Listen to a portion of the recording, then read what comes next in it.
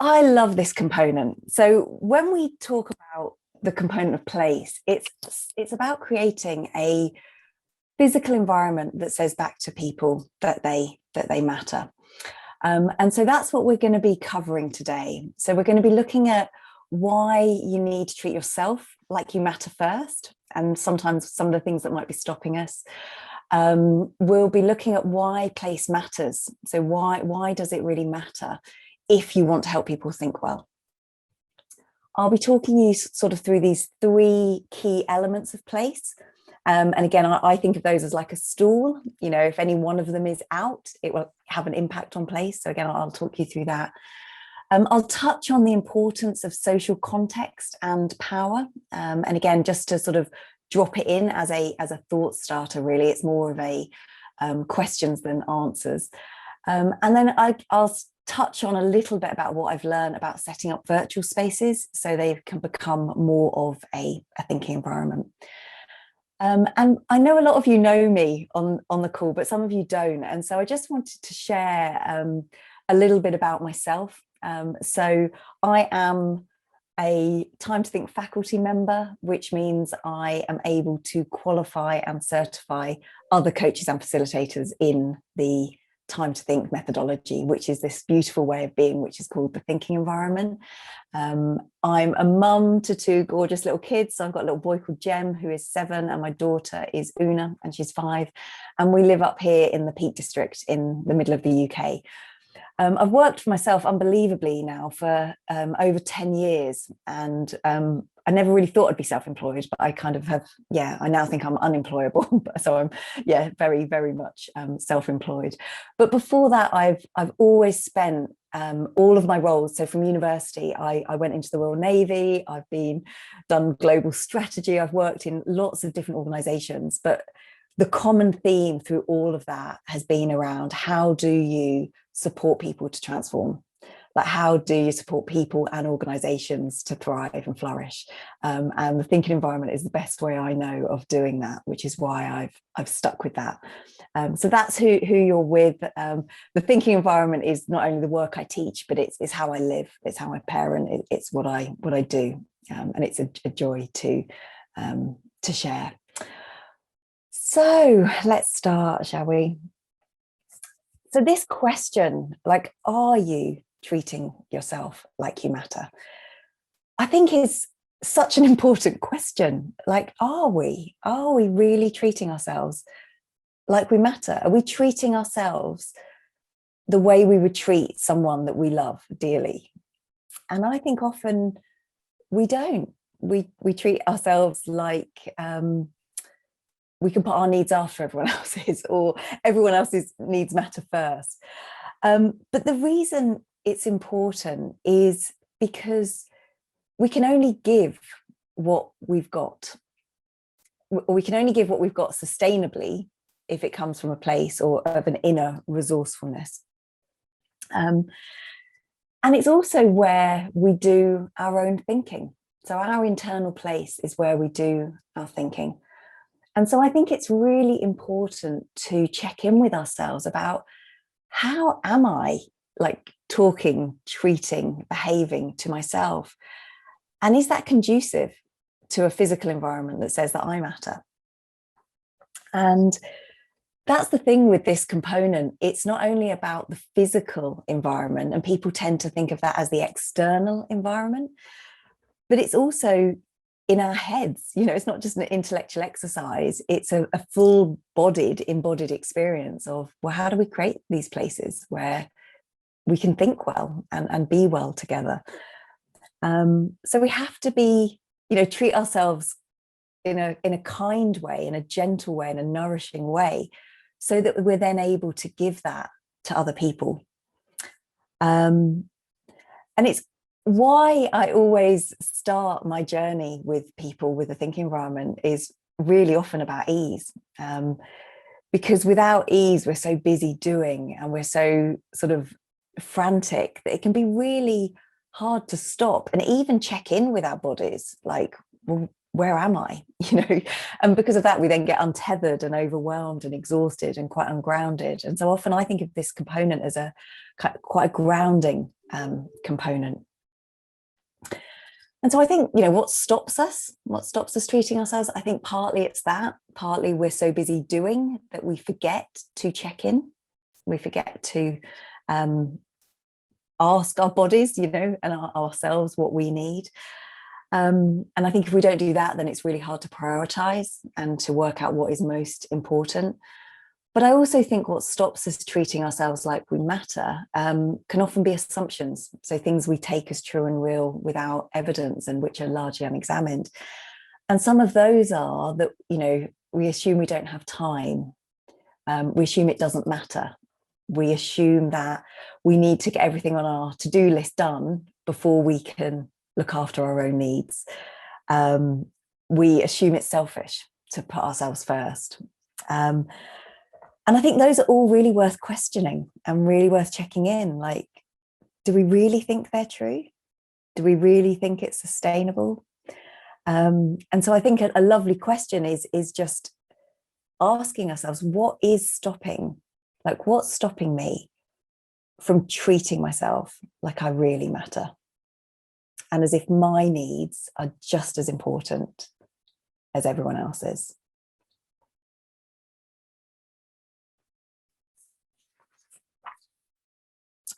I'll do a couple of slides and then I'll pause and come out and ask for reflections and thoughts, but I'll just share a little bit about like why does place matter? Like, why is it one of the components that we know helps people to think well? And there's lots of reasons, but the first is when people think about place, they think about like the big macro, you know, the room, the space. Is it light? Is it airy? But actually, we are so much more finely tuned to the place that other people are creating, as well as all of that. And so we're constantly scanning our environments for non-verbal cues, which indicate to us that we belong. And we're always gauging how connected we feel, how safe we are. And our physical environment sends a lot of these non-verbal cues, which either indicate, yes, you belong here, yes, you're safe, yes, you're connected, yes, you matter, or no, you don't. And a lot of that is done non-verbally. So it's just in the setup, in people's facial expressions, in the kind of the way rooms and spaces are set up. And a lot of that, you know, we pick up on, well, what's valued around here? Who's valued around here? Who's got status? Whose voice will be heard? Will I be heard? And I often think, like, if we think about environments where we feel most at ease, what was it that allowed those environments to feel welcoming to us? So what was it about an environment that said, yeah, I feel comfortable here? And often you'll find it's the non-tangibles. It's not one particular thing you can put your, you know, words to. It's actually a lot of these non-verbal cues, which are far more important to a sense of safety and a sense of place. But we only think well when we feel safe. And we only feel safe when we feel seen. And we only feel seen in environments where we feel we can be ourselves, you know, where we feel like we can turn up as ourselves. And place, both internal and external, can actually be an interruption or a distraction. So where it's not good, you know, where a place isn't conducive to thinking, it can actually be a distraction that can be really hard to think against. So it's really, really important. It's often why people don't do their best thinking in you know, work environments. So in small offices where there's a lot of interruption or distraction, there's a lot of clutter, there's a lot of noise. It's because all of those non-verbal cues are signaling, I'm not what's most important here. There's other things, there's other agendas. And in a thinking environment, we don't deny that. You know, we sort of think, well, often a lot of environments aren't good, but that's why the connection I have, or the connection we have between us, that then can sort of not compensate, but can do a lot to create within that connection of another person what's not there in the broader environment.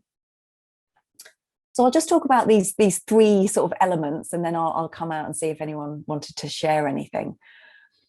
And so when we think about these elements of place, and like I said, I think of them as like a stool, like a three-legged stool. If any one of them isn't great, it gets a bit wobbly. And if any two of them are missing, it kind of falls over completely. And so, on top of that stool would be good, high quality thinking. And so the room, ideal rooms that say to people, you matter, and we really want you to do good thinking, those rooms are often calm, distraction-free, uncluttered, spacious, non-urgent. So what we want is the environment to do a lot of the work for us when we can. So if you can find a good environment, actually it will say back to someone they matters without you needing to do anything. So the space is really, really important.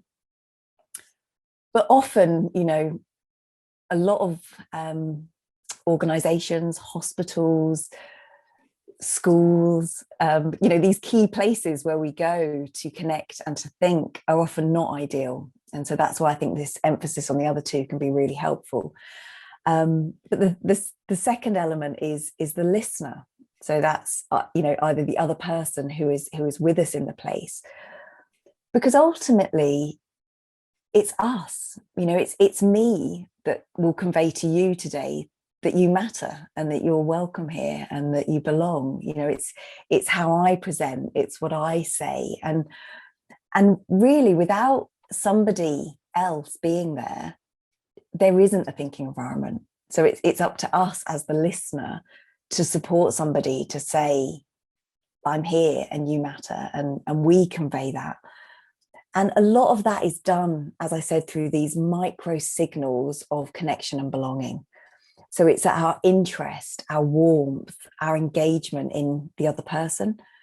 And through that we're signaling to them that we're interested and they're worthy of our attention. And in that moment, they're really important to us. And so they get this warm, palpable sense of you matter through our attention, through our listening, through our encouragement. And it's often that, so our way of being with somebody, which allows people to generate their own thoughts and to really settle and feel safe. So we or the other person is really important. And again, I often ask people to reflect on the converse of this. So if you think about somebody where you don't feel like you matter, you feel stressed, or you feel a sense of urgency, or you feel like you're performing with them, and then reflect on what is it they're doing. Often they will be distracted, they'll interrupt you, they will be multitasking, and so again, it's just sometimes it's observing the absence of it that can really shine a light on it. And then our bodies, our bodies are where we think. It doesn't need saying, but I think sometimes it does. I think sometimes people separate, they think their heads are where they do their thinking, but actually our bodies are so clever. Our bodies are so finely tuned to the signals we're sending it and the signals external, but it's where we think and feel and decide and act in our own sort of bodily place. And we don't think well when we're tired, when we're stressed, when we're distracted, when we're dehydrated, when we're hungover. I was reading yesterday, stress, when you're stressed, when your stress level goes up, your ability to pay attention and think almost falls off a cliff. So they say it decreases by about 10 to 14 IQ points, which for normal people like us, that would be the equivalent of being drunk or having not had a night's sleep. So when you're stressed, it's almost impossible for you to think well.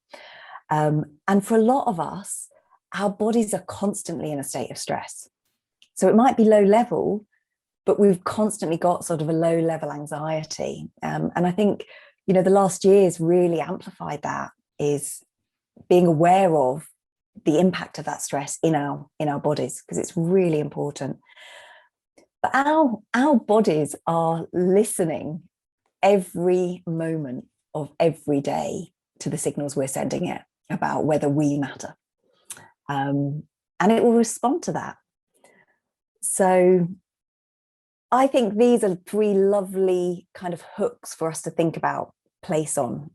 And again, making small, slight, subtle changes that can really have a big impact. So thinking about the external environment, the rooms that you're in, think about, well, what might I do, or what could I change in the space I've got for it to say back to me that I matter?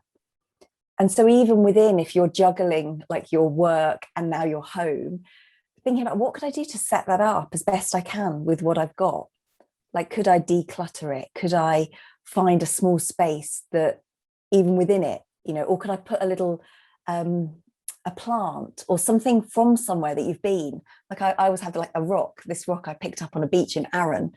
And it's almost just my touchstone that I have by my desk. And so again, it doesn't have to be perfect, but it's thinking about with what you've got, how can you make those places better?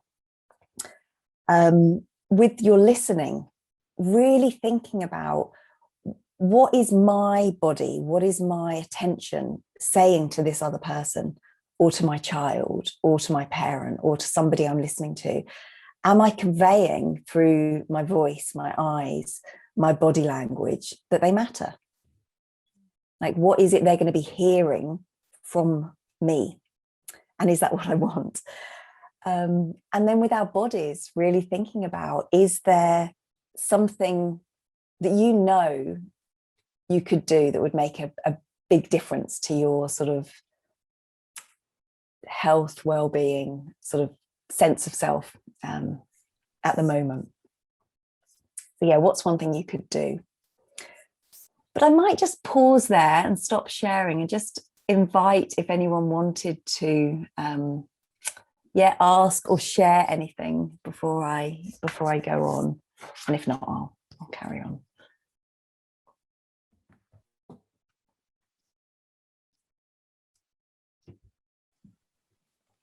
Sophie, bear with me with this as I sort of find my way through it. I'm just thinking of a couple of situations where people have asked me to wanted to talk through an issue. For me, when I got involved with the thinking environment, it sense of place and ease. I couldn't think of what else you would want to start with. Those things are so important. But when you talk about people, particularly if they've got an issue within a work environment, they've been trapped, if you like, in that situation for so long. I've found that I've been faced with a situation where that is now so familiar with them and that is all that they know. They're almost resistant to the fact that you're trying to create this sense of ease and place, and they almost create stress within that environment because that's what they're used to. So I'm not quite sure what the question is. I'm just sort of making an observation really as to, in that sort of situation, is there anything in particular that you would recommend doing to maybe enable them to actually enjoy or fit in with that, or feel that sense of ease and place? You could put that into a question for me, Laurie, just so I make sure I answer. Where people, if someone is so bound by the environment that other people are creating for them, that it's almost impossible for them to feel at ease for themselves, what would you recommend we do to create a sense of space and ease where they can actually let go of the stress? That's a great long question, isn't it? Did it make sense what I was explaining though? Yeah, and maybe I'll just share my thoughts. And yeah, I suppose my first thought is that we don't, it's just how can we be with that person in the moment that we've got with them, so when they're with us, they know they matter. And so it's not, we can't change all of the externals, and we can't, pretend they're not there. But it's almost thinking, well, what could I do in the time I've got? And how could I demonstrate, like, they'll learn you more than what you do. And so I often think it's like, well, how can I be that more? And then if and when they're interested, then I'll share, some of the detail. But I think it's that, that context is so big, isn't it? So it for me would just be me being it, and then really thinking about, well, in that moment I've got with them, is there something I could actually practically do? So how could I demonstrate it? How could I be it? How could I share it? Okay.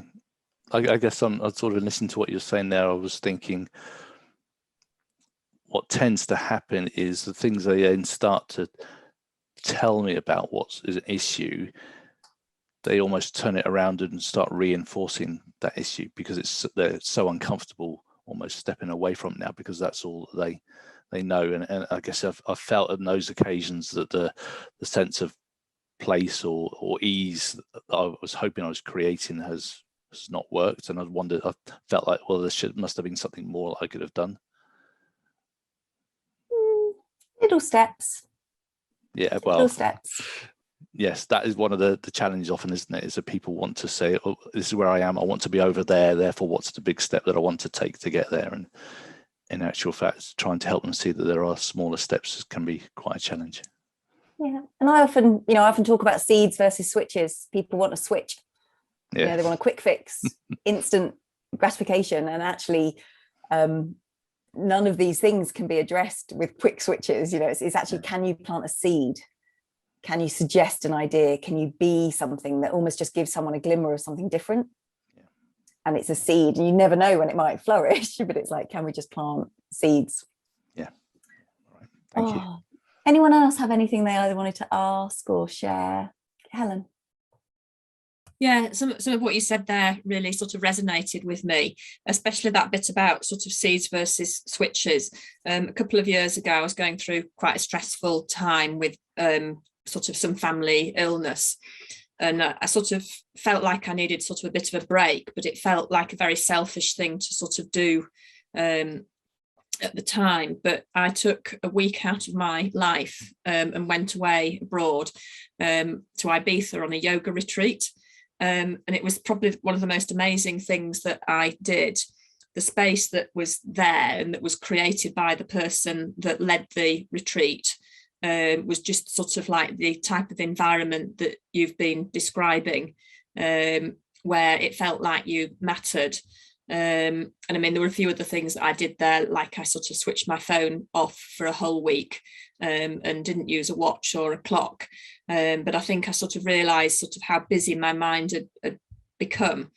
And about 2 days into it, after having done sort of some yoga and some meditation and some journaling and so on, suddenly sort of it was like a bit like a light was switched on. And when I got to the end of that time, I sort of had that sort of space created that had given me a bit of time to think, and it sort of led me to change sort of quite a few things sort of in my life sort of moving forwards, and things like I'd usually do some sort of yoga practice on a daily basis, and also I've recently done a mindfulness and stress-based reduction course, and sort of incorporated some daily meditation into my day, and it just sort of gives you that sort of bit of slowing down and time. But yes, I remember the space that was created and how it was, it wasn't just the environment, it was the person there. And although there were other people there, still making sure that it felt like you mattered and everyone else sort of mattered as well. So yeah, that was just what I wanted to share. Thank you. Thank you. I'll just come to Colin and then Susie, and then and when you were talking, Helen, it really reminded me of that. There's a lovely quote by T.S. Eliot, who's a poet, who says, and it's like, distracted from distraction by distraction. And it's like, that's how most of us now, it's like we're so distracted that we actually then fail to pick up on those signals our body's giving us, or that stress response, or that, and it's like, and then until it gets louder and louder and louder. And actually taking these times to just check in can be so important. So yeah, Colin and then Susie, and then I'll jump back in. Yeah, thank you, Sophie. Thank you. The only comment I'd have listening to what Laurie said and what came up for me was we're focused so much on doing and making something happen rather than just being, which is doing less. And if we can settle more into that being, I think it improves the way we are showing up for the other. Thank you. Susie. Well, mine's just a reflection, really. I'm thinking back to near the beginning of lockdown when I was at a formal meeting that was occurring on Zoom, and somebody's child came in and whispered to their mum that they needed a poo. And it was really the impact of that on the formal meeting, the quality of thinking, the place completely transformed, place in the way that you're describing. And I'm wondering about the connection between place and humanity, and revealing our whole selves rather than our sort of formal work masks, if you like, as well as humor. I mean, it was obviously, people found it amusing, but I suppose I was just making those connections as you were speaking, that place is so, once you begin to unpack it, is many things, isn't it? And I'm also thinking about Brene Brown's talk about taking off the armor, and if we're taking off the armor of what we sometimes show in the workspace, can we get closer to the work we actually need to do? So, thanks to that child's basic human needs, I think we were able to move a bit quicker and a bit further. Yeah. Oh, thank you. Thank you. I think like with all of the components, it's you can say it in one line. So creating a physical environment that says to people they matter. And then as soon as you start thinking about it, it's like, yeah, actually, how do I do that? And as Colin said, it's like what we're describing is a way of being. And yet we can also think about, well, what can I do in order to make that way of being easy and visible and open, and, to allow people to turn up as themselves. So not requiring people to turn up as their best selves, but places where people can fully be themselves. Because actually, that's what we want, isn't it? We want to be ourselves, and we want other people to be themselves. But it's hard. It's hard. Right. So I'll just share this again.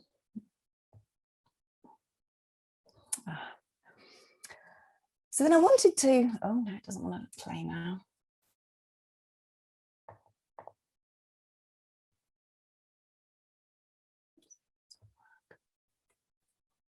No, it doesn't want to work. I'll ignore it. I won't share.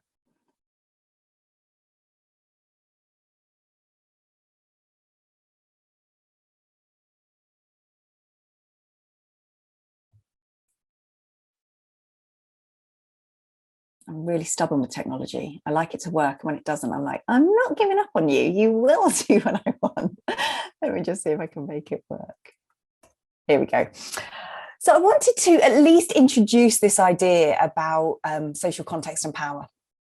And again, it's not because I think I've got any answers, it's more I've got questions, but I think it's really important. So in order to think as ourselves, we need to be able to think like fully as ourselves. So we want to think, in all of the ways that we're sort of uniquely us. And I think it's really important to acknowledge that there will always be power and privilege in a room, and often they're invisible. So there will be people and that will have power and privilege in a room, and often it's neither talked about, acknowledged, seen. But I think it's really important to at least acknowledge and absorb that each of us sits here. So we all sit here in this context with our own sort of social context that we bring into this space. So we've all got our own personal group identities, which are based on a lifetime of lived experience and observation. And because it's based on a lifetime of lived experience and observation, that will also come with assumptions about what's okay and what's not okay. and whether it's safe or whether it's valued or whether my voice matters. And so a thinking environment is explicitly a place where we want people to be fully themselves, and to recognize that what I might find welcoming and easeful and a place that says that you matter might not make other people feel like they matter. So just because I find it welcoming, it doesn't mean other people do. And so it's trying as best we can not to make assumptions about other people, other groups, other that, you know, it's like, well, we think it's a great environment. Do we know that? And there are many people in many organizations and many places that, due to systemic issues, so it's nothing you're doing or any one person is doing, but systemically they have been marginalized from having voice and feeling like they matter. And I think it's, you know, again, we don't need to know the answers necessarily, but I think we do need to be able to engage in dialogue and say, you know, and be brave enough to have these conversations where we say, how do we create spaces where everyone matters? And I might not know the answers, but what would that look like? So in your culture, in your way of working, in your way of being, what would that look like? And just inviting and asking that and not making assumptions. And I think it's also important and to recognize, and we'll probably get it wrong, you know, but we can get it wrong and learn, I think, is better than not even accepting it. And I love this notion. I came across this notion of sort of power over versus power with last year. And I listened, it was on a podcast from Brené Brown, who, I mean, she does really good work sort of in this area. And, you know, her starting point is there will always be people in a group that have got more power than others. And that might be, you know, shown up in different ways. But she talks about the difference about like power over is about being right. So I'm more important than you. I've got, you know, an inflated sense of equality. It's driven by fear of not getting it wrong. So it can be quite constricted, blame related. But it's often, you know, shows up about, you know, my thoughts are more important than others and I'm right and I'm just going to convince other people. Whereas she talks about power with is, you know, how that getting things right is more important than being right. So there is a more openness, there's more expansiveness, there's more connection, you know, and empathy. And so I think it's really important to think about what power have I got in a room? And am I using it in a way that is open and expansive and with, or am I using it in a way which could be a power over? So am I taking more voice? Am I taking more space? Am I elevating my thoughts more than other people's? And a lot of the things we do in a thinking environment structurally, I think, help to create, you know, an environment where there is power with each other. But even within that, I think we still have to be, you know, mindful of it and just aware of it. And so then the last thing I suppose I wanted to acknowledge and recognize was, like, place has changed, hasn't it? Like, place has really changed over the last year, like whether that's our homes becoming our workplaces, doing lots on Zoom, not having, you know, the in-person, you know, any environment. And that's had an impact. And so, again, the thinking environment's really helped me to sort of navigate my way through this. And I think my starting point was, you can't do what you did in person and expect it to work online, because it's different. And so I would encourage you, if you're doing anything online, almost to put your thinking about that through the prism of the 10 components. So thinking about, well, what information would people need in order to be at ease? What, you know, how long can I ask people to sustain attention for? What would that look like? So really thinking about using the components almost as a planning tool. There are things about, like, are we clear? Like, I think if you're not clear on what a meeting's for or what a gathering is for in person, what that does online is really amplify it. So it's really unclear, you know, it's really jumbled, if you haven't got something for people to grab onto. So having that clarity of outcome, making sure people know that, having, you know, extending the I think the zone of a meeting. So whereas before you might be able to just turn up, virtually you've really got to do your thinking about, what do I need to do before a meeting, what do I need to do during, and what do I need to do after. So it can't just be the actual time. You know, I think virtual places, you've really got to think about creating a space for people to think before, during, and after. But the quality of our thinking really depends on that, you know, the quality of the setup, the quality of the interaction, how safe people feel. You know, to Susie's point about, we are at home, you know, we don't want to deny that. I remember a few years ago, it was like a big thing, wasn't it, where there was like, I think it was a BBC News reporter, they were talking, and the little kids, his son wheeled in and the mum came in, it was like commando style, she came to whisk him out. But that was uncommon 2 years ago, to actually see the reality of people's work and home colliding, whereas now that is our reality. We are all generally in our homes, and again, it's just, how do we acknowledge that without it being a distraction? So how do we make people feel at ease in their homes and in their spaces, whilst also acknowledging that we're here to do something? But for me, I think creating virtual places is actually an opportunity to really reimagine, like, what does it look like if it's good? How do I create spaces of safety and connection and welcome and valuing difference and, you know, allowing inclusion? Like, how do we reimagine what good looks like? And I think we're working our way through it, but I think it's really, really important for us to think about it. And I think for those of you that are kind of going to be looking at more of a hybrid model when you go back into your organizations, I think the quality of that will really be determined by the quality of the thinking. So what is a hybrid approach going to look like? How are we going to have spaces where some people are dialing in and some people aren't? And so you'll have this mixture of places. And again, I don't know if we've got answers yet, but I don't think we can do what we were doing before and it be a thinking environment, you know, or an environment that says people that they matter. But I think we really want to think about what that could look like.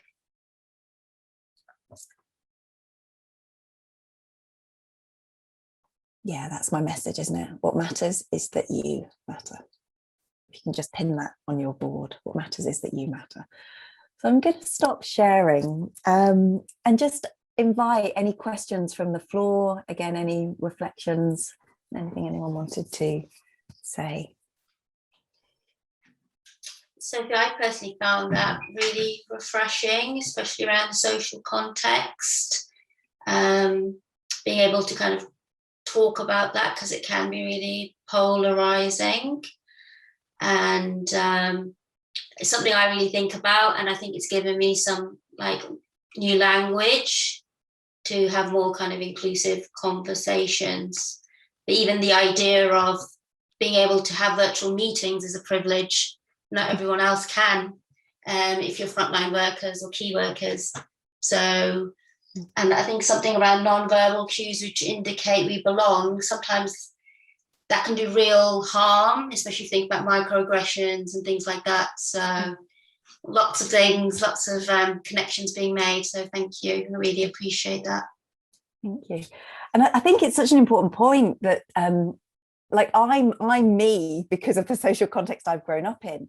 And because of that, I would never know what micro cues are appropriate in other environments, cultures. And I think, and it's in some ways it's not for me to know, but it is for me to ask. So it is for me to say to somebody, what I want to do is demonstrate that you really matter. And I would do that through my face and through, you know, my eyes and making eye contact. And if that isn't a way of doing that, how could I show that? Like, how could I demonstrate that?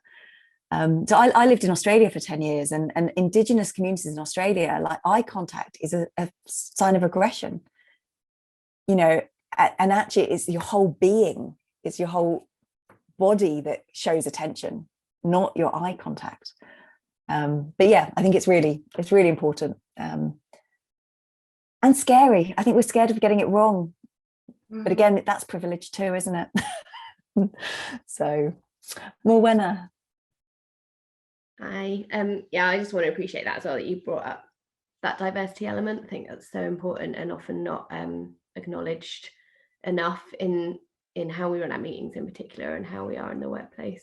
So thank you for that. What I was thinking when you were talking about the challenges of kind of online is the opportunities that it's brought as well, that I've really had that experience. I think my favorite is it's much harder to interrupt each other, that you can put your hand up like you're in a school and that you but then you get your turn and there's lots of equal turn taking, and I think there's some parts of it that have been a real gift, and yeah, just reflecting on how that's part of the reimagining, I guess. I think that's been really in my experience, that's been really positive. Epiphany, and then we'll close. I guess I think I've written down the one action that I'm going to take away for my next check-ins with people is to ask them what makes them feel at ease.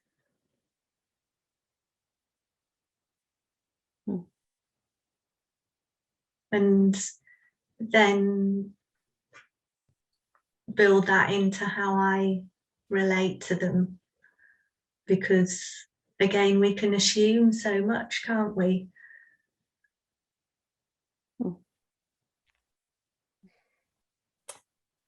Oh, so I'm just going to give you a minute, literally a minute, just to sort of capture your thoughts, because what I know is in 3 minutes time the world is going to come colliding back in.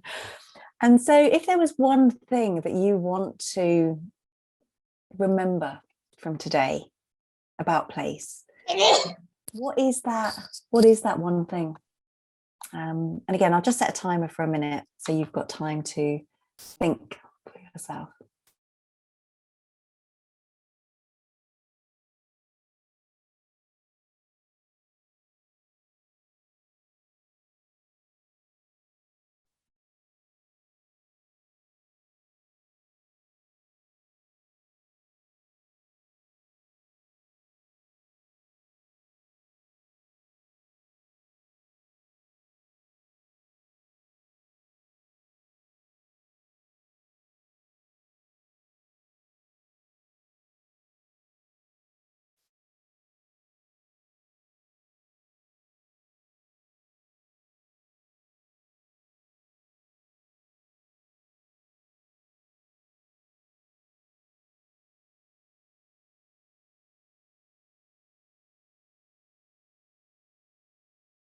And then I thought, my buzzer's about to go.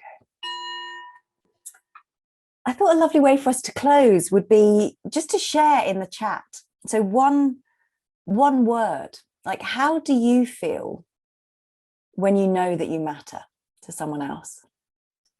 So how do you feel when you know that you matter? And I'll just give us a minute for those. It'd be lovely to share it, but you don't need to. It'd be nice. But yeah, how do you feel when you know you matter?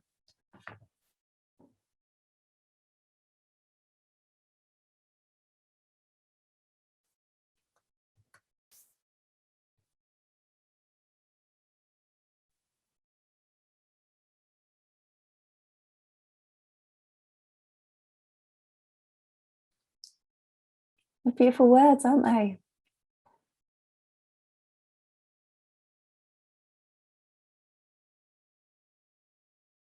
Calm, understood, joyful, respected, seen, appreciated, connected. And I think that's what I want to leave you with, is that's the power we have.